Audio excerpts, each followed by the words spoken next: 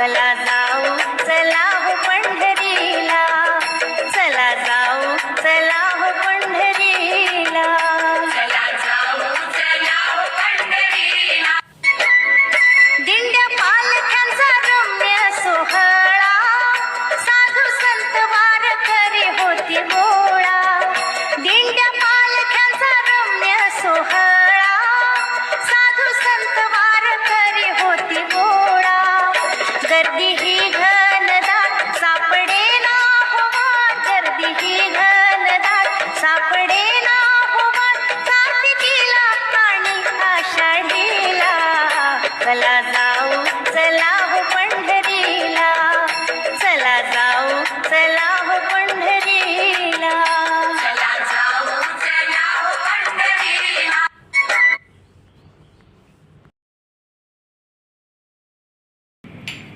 नमस्कार, मी सौ निर्मला आपशिंगेकर. आज आपणास ज्वारीच्या पिठाची उत्तप्प्याची रेसिपी सादर करणार आहे. हे ज्वारी खूप पौष्टिक असतं. डायबिटीजच्या लोकांना तर खूपच छान असतं. पचायला हलकं असतं. डायबिटीज नियंत्रणात राहते. कॅल्शियम मॅग्नेशियम भरपूर प्रमाणात असतात. भरपूर प्रमाणात तुम्ही उत्तप्पा खाऊ शकता. ज्वारीचं ते उत्तप्पा बाधत नाही. आता साहित्य सांगणार आहे.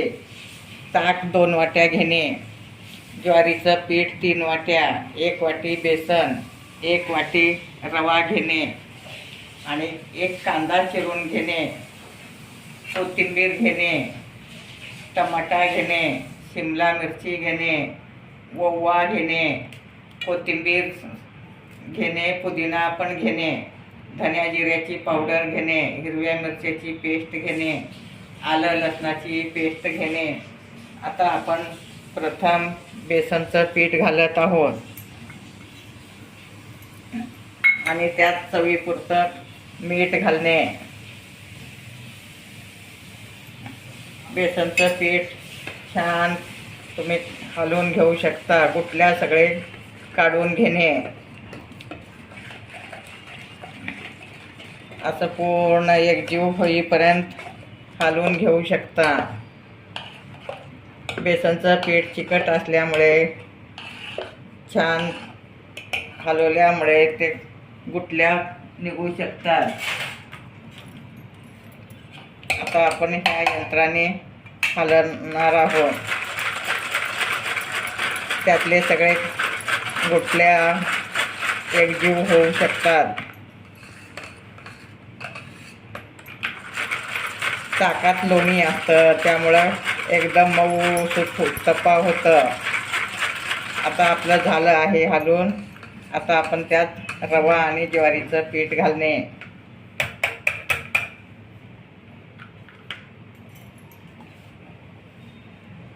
आता रवा घालत आहे. रव्याला नाही हलवलं तरी चालेल.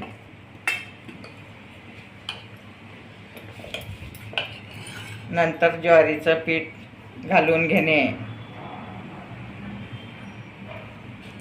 ज्वारीचं पीठ हे खूप पौष्टिक असतं. ज्यांना भाकरी करता येत नाही त्यांनी असं उत्तप्पा करून खाणे. अगदी सोपी रेसिपी आहे. झटपट होणारी रेसिपी आहे.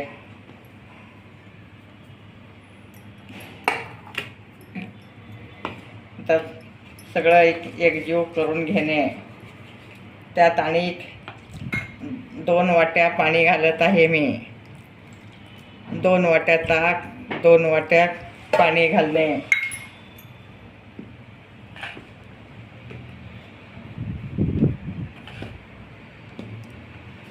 आता तुम्ही पाहू शकता.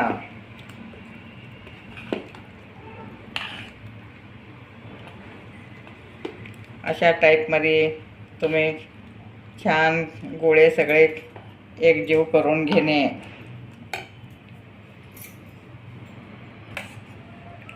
आता मी कांदा घालत आहे. ह्यात पुदिना घालणे.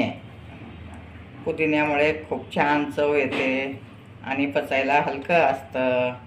आता मी कोथिंबीर घालत आहे.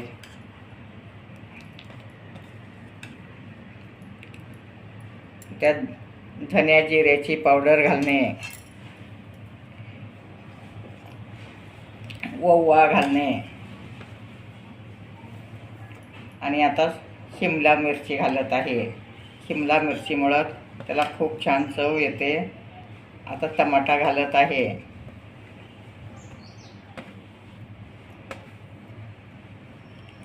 आणि मिरच्याची पेस्ट घालणे आणि आलं लसूण घालणे, सगळं एकजीव कालून घेणे.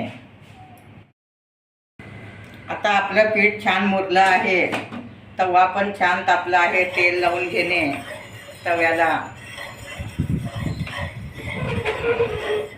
तेल लावल्यामुळं चिटकत नसते. सुरुवातीचं एक चिटकतं, मग नंतरचे छान येतात. अशा टाईपमध्ये ज्वारीचं पिठाचा उत्तप्पा करून घेणे. अगदी खूप पौष्टिक आहे. पचायला सुद्धा खूप हलकं असतं. मुलांच्या डब्यात देऊ शकता, घरी नाश्त्याला बनवून खाऊ शकता. आता आपण वर झाकून ठेवणे. आता मी तुम्हाला शेंगदाण्याची चटणी करून दाखवते. जिरे भाजून घेतले आहे. जिरे वाटून घेणे. मग आता लसूण पण बारीक करून घेणे.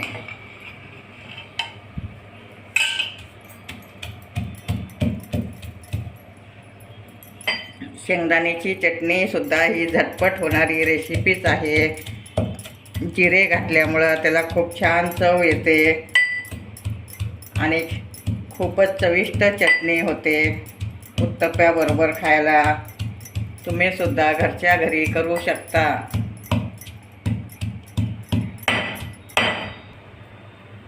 आता आपला उत्तप्पा उलटून घेत आहोत. परत दुसरी बाजू पण झाकून ठेवणे. आता मी आधीच शेंगदाणे भाजून कूट करून घेतलं आहे चटणीसाठी. आत थोडं मीठ घालणे.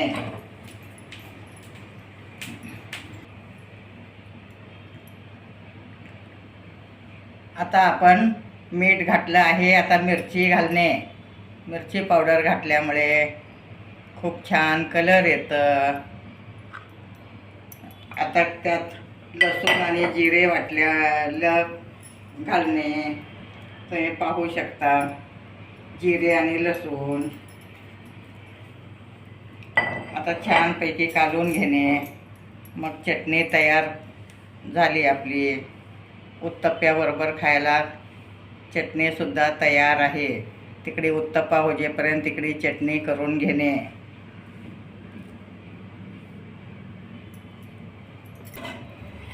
आता आपला उत्तप्पा तुम्ही पाहू शकता छान खरपूस झालं आहे. व्यवस्थित शेकून झालं आहे. तर आपला उत्तप्पा तयार आहे आणि चटणी पण तयार आहे.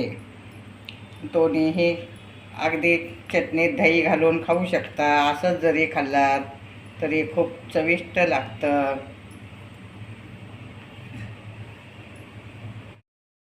आता आपला उत्तप्पा तयार आहे. ज्वारीचा उत्तप्पा आता तयार आहे.